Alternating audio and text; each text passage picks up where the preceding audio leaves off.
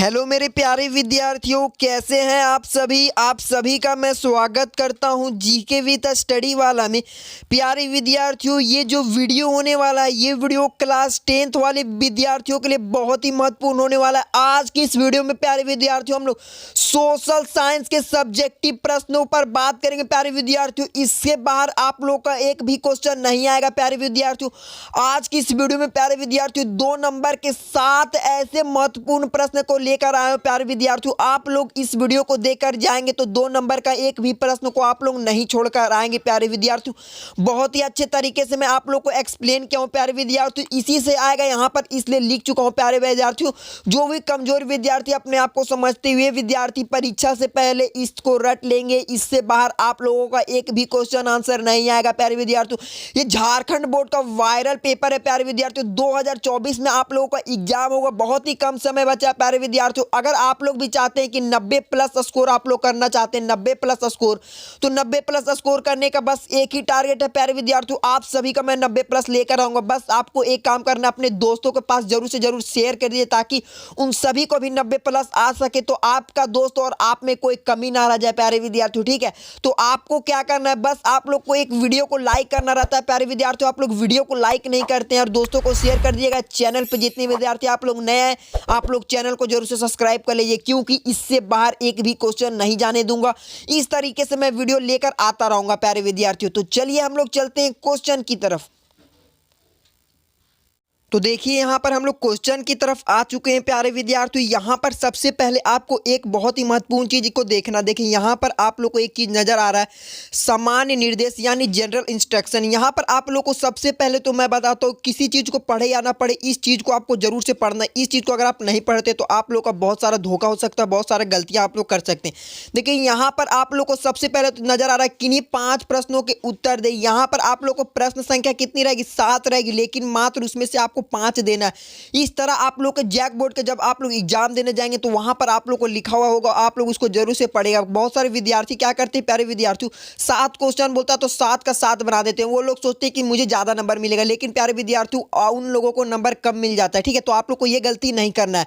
तो चलिए हम लोग यहाँ पर पहला क्वेश्चन को पढ़ते हैं। प्यारे विद्यार्थियों, देखिए पहला प्रश्न में क्या पूछा और क्या आप लोग को बताना। देखिए, यहाँ पर आपको नजर आ रहा है, यहाँ पर आपको क्या नजर आ रहा है, बिस्मार्क कौन था। प्यारे विद्यार्थियों, बिस्मार्क जो था वो कौन था, उसने कौन सी नीति अपनाई। प्यारे विद्यार्थियों, ये आप लोग को बताना है। तो बिस्मार्क जो प्रसा का चांसलर था, बिस्मार्क कौन था, वो प्रसा का चांसलर था। जर्मनी के एकीकरण में उसकी अत्यंत महत्वपूर्ण भूमिका थी, इसके लिए उसने खूनी और खड़क नीति अपनाई थी। बस इस चीज को आप लोग याद कर लीजिए। आप लोग एक भी क्वेश्चन इससे रिलेटेड कुछ भी गलत नहीं कर पाएंगे। यानी बिस्मार्क कौन था, वो प्रसा का चांसलर था, ये तो आप लोग ऑब्जेक्टिव में पढ़े होंगे। और जर्मनी के एकीकरण में उसने अत्यंत महत्वपूर्ण भूमिका निभाई, इसके लिए उसने खूनी और खड़क नीति अपनाई। कौन सी नीति प्यारे विद्यार्थियों, खूनी और खड़क नीति अपनाई थी।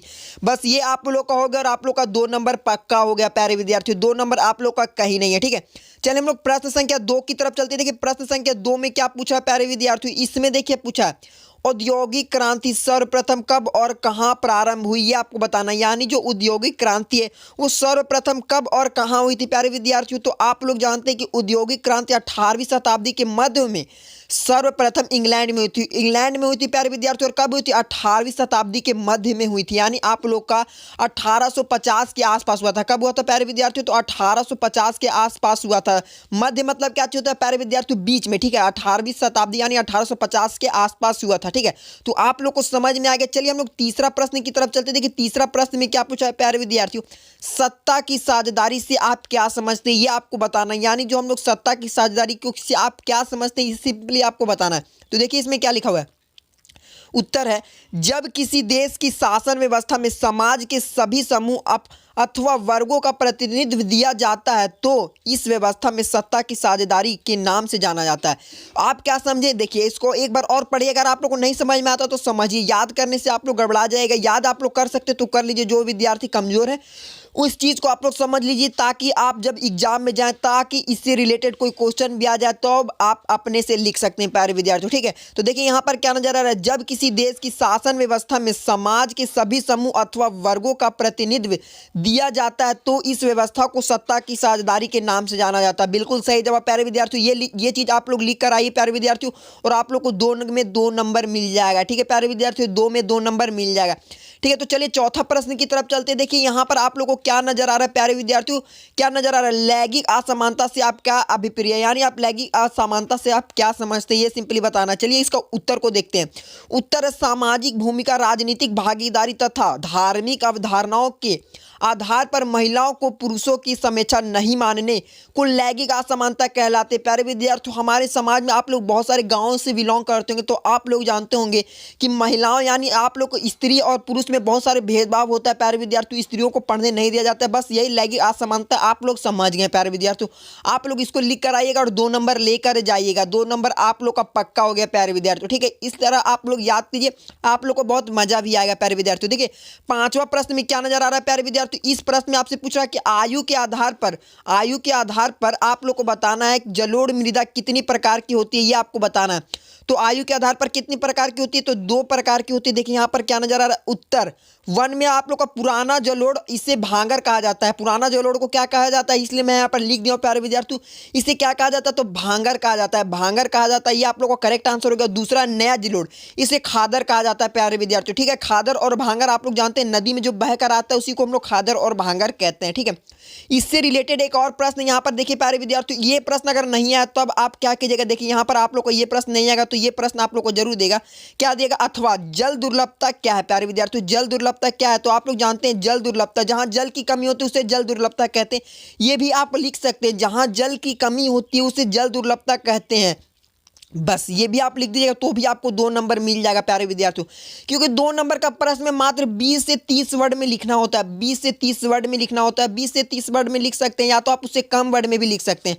अब पूछा जल दुर्लभता क्या होता है, तो जहां जल की कमी होती है उसे जल दुर्लभता कहते हैं। इसको चाहे आप लोग याद कीजिए चाहे नहीं कीजिए। देखिए इसमें क्या लिखा हुआ है, असमान वितरण, अत्यधिक मांग, प्रदूषण एवं दुरुपयोग के कारण जल स्तर लगातार नीचे जा रही है तथा जल की कमी हो रही है, पानी की कमी की इस समस्या को जल दुर्लभता कहते हैं। मैं भी आप लोग को बताया जहां जल की कमी होती है उसे जल दुर्लभता कहते हैं, या तो आप लोग जहां पर पानी की कमी होती है उसको हम लोग जल दुर्लभता कहते हैं, क्योंकि पानी और जल एक ही चीज है, उसका अलग अलग नाम है। बस प्यारे विद्यार्थियों आप लोग समझ गए। अब चलिए 6ठा प्रश्न को पढ़ते हैं।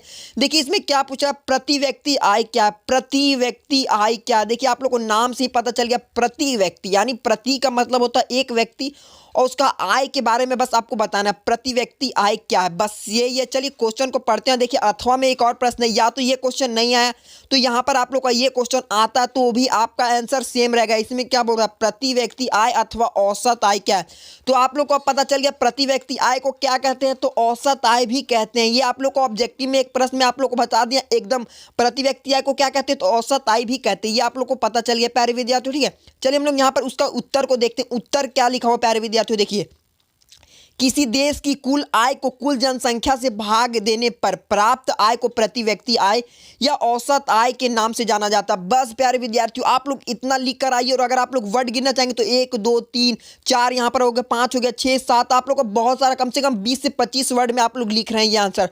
अब आप लोग को 2 नंबर कौन नहीं देता ये मैं देखना चाहता हूँ। देखिए आप लोग जब इस तरह के क्वेश्चन का आंसर एकदम सटीक लिखकर आएगा ना, एग्जामिनर आप लोग का 1 नंबर भी नहीं काटेगा। 2 में 2 देने से एकदम वो चूकेगा नहीं, एकदम 2 मार कर आप लोग आइएगा प्यारे विद्यार्थियों। ठीक है, तो आप लोग समझ गए प्रति व्यक्ति आय को हम लोग क्या कहते हैं, औसत आय भी कहते हैं। चलिए मुद्रा को परिभाषित करते हैं। देखिए मुद्रा क्या यहाँ पर लिखा हुआ है, मुद्रा को परिभाषित कीजिए। देखिए इसमें क्या लिखा हुआ, मुद्रा, मुद्रा को परिभाषित कीजिए। उत्तर है कोई भी वस्तु जिसे विनिमय के माध्यम से मूल्य के समानता माधक।